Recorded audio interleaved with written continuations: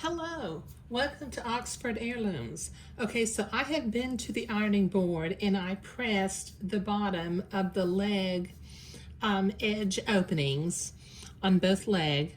Now, part of my pattern markings, if you notice these little blue marks on either side of the crotch, I need to sew an elastic casing.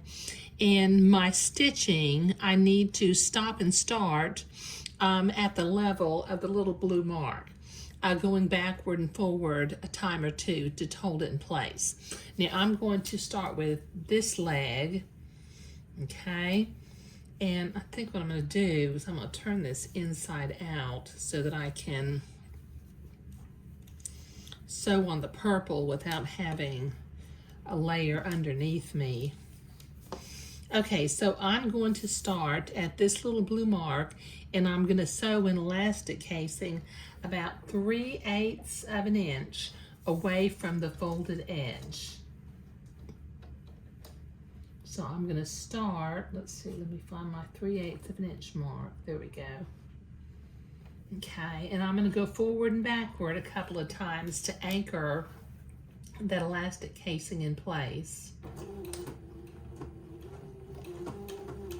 Okay, and then I will just slowly sew my elastic casing along the bottom of each leg opening.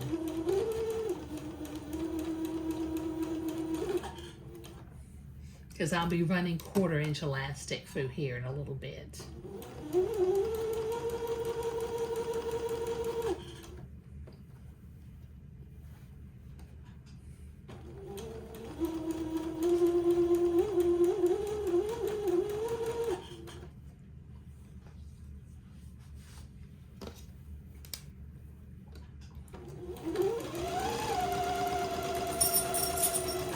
Okay, this will take me a minute to get both of these elastic casings sewn.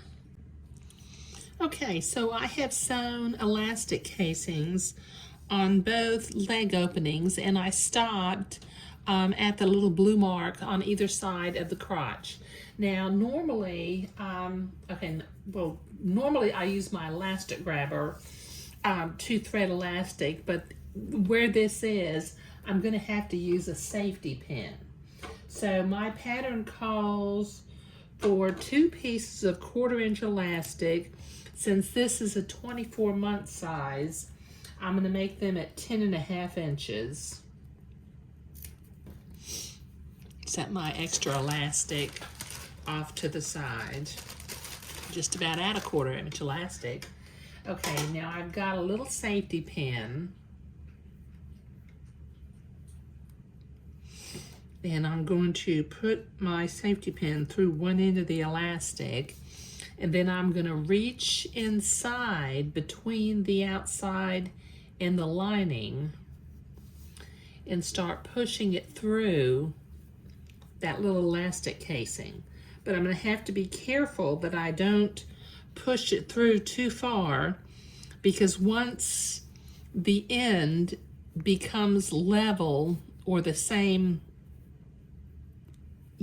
level as where I stopped sewing, I need to sew my elastic in place. So I'll have to work just kind of carefully, keeping track of how much elastic I've got going through.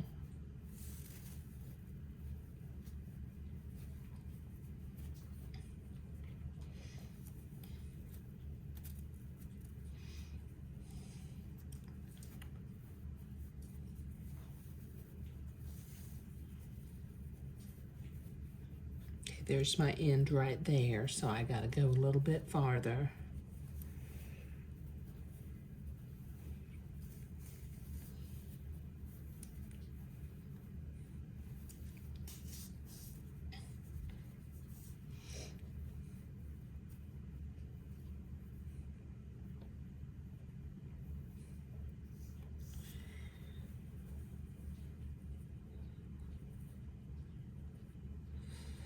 Okay, so let me check where the end of my elastic is real quickly. Let me get in here where I can check it. Okay, I can see the end of my elastic there. Okay, so let me, with my sewing machine, tack that elastic in place where I first started feeding it in.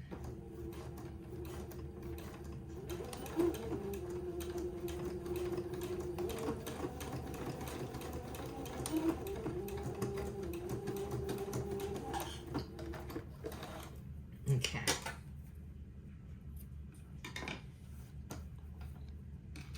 Okay, so now,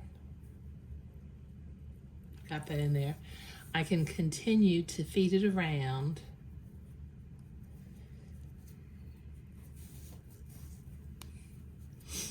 And then when I get to the other end, I'll take the pin out and I will tack the elastic in place again.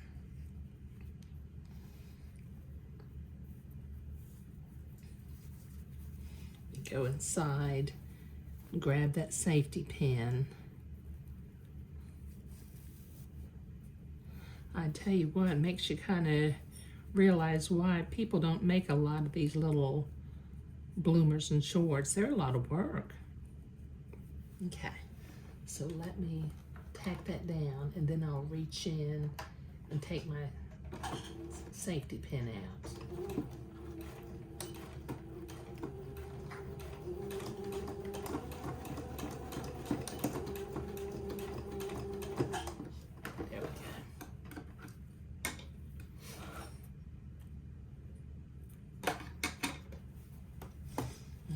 Let me reach in here, find that little safety pin, and take it out.